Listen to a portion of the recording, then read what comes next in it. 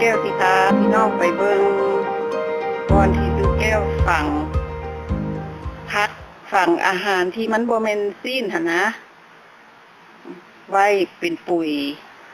อยู่หลังบ้านตู้แก้วเดี๋ยวนี้ก็เดือน12แล้วหลังบ้านก็เต็มหิมะลงมาเลยดิแต่คืนนี้เต็มมืดหลังบ้านนี่ขาวเพื่ออันนี้มันอาหารตู้แก้วที่เอาไปฝังบ้อนฝังตู้แก้วค่ะขุดไว้เรียบร้อยบ่แล้วตู้แก้วก็ไปซื้อกระตาอย่างมาที่มันแข็งๆเลยมางวมขุมไว้เพราะว่าหมาตู้แก้วมันมักเคลียย่านหมามาเคลียเอาอาหารไปกินเนาะก็บ่ดีตัวหมาอยู่ด้วยค่ะแล้วก็เปื้อนสกปรกแก้วก็เลยเห็นอันนี้แหละหมาก็เคลียก็บ่ได้แล้วบัดนี้เห็นบ่หิมะเต็มยองไว้นี่คือแก้วกับก้อนหินเป็นแผ่นหนาๆใหญ่ๆคือแก้วก็มาโปกไว้เนาะหมาก็เห็นยังบ่ได้บัดแค่วางของกันเด้อเห็นบ่อันนี้ก็อาหารมีอันที่มันเหลือมันบ่มีซีนนี่นะโอ้เห็นปะข้าวจีก็มีข้าวจีก็มีกุ้งเปลือกกุ้งใส่ก็ได้คือกันเปลือกกุ้งแล้วก็เปลือกบักไม้บอกมีพักอาหารที่ทุกแก้วกินนะเห็ดพันเห็ดเมื่อวานนี้เนาะเมื่อคืนนี่เห็ดอาหารถาดเดียวนะเป็นพักเป็นอย่างเมื่อเช้านี่ก็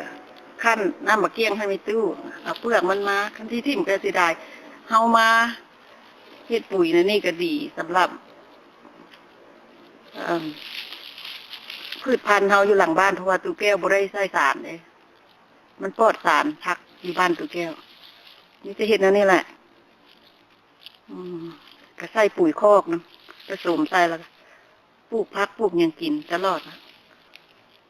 เฮาก็บ่ต้องได้ซื้อปุ๋ยแล้วขี้กระเดือนเนาะมันก็เป็นปุ๋ยเป็นปุ๋ยมันเป็นอาหารขี้กระเดือนแล้วขี้กระเดือนมันก็คายเทออกมาก็ได้เป็นปุ๋ยให้เฮามันก็เปิดประหยัดมากเลยได้หนึ่งบาทก้อนหินปั่นไห่สมบัติตัวนี้เนี่ย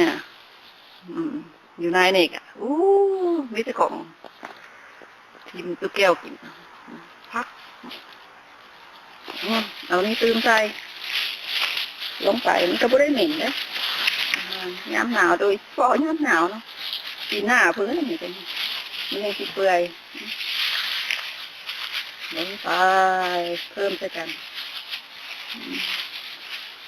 ตัวอยู่ข้างๆมันไม่ได้ใส่อย่างนี้ตุ๊กแก้วขุดไว้ก้าวว่า2-3 เดือนให้มันติ่มทั้ง2 ก้อนปุ๋ย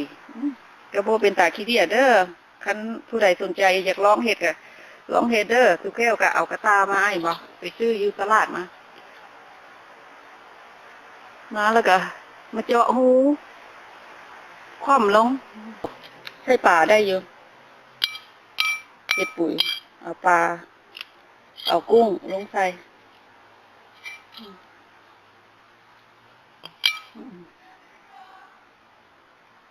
เท่านั้นเนาะนี่แหละวิธีเห็ดปุ๋ยบ่ได้ทิ่มบ่ได้เสียธรรมชาติแล้วก็ดีต่อสุขภาพเฮาเห็ดปุ๋ยแบบบ่ได้ใส่สาร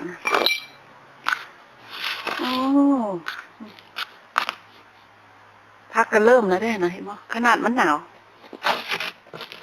งอไม่คิด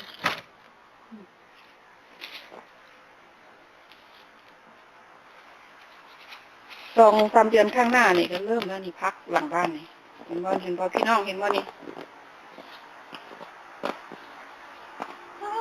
จิ๋วประแจขึ้นแล้วนี่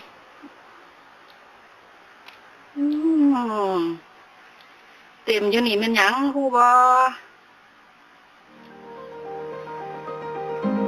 ของปลอมได้นี่บายเจอกันคลิปหน้าเด้อ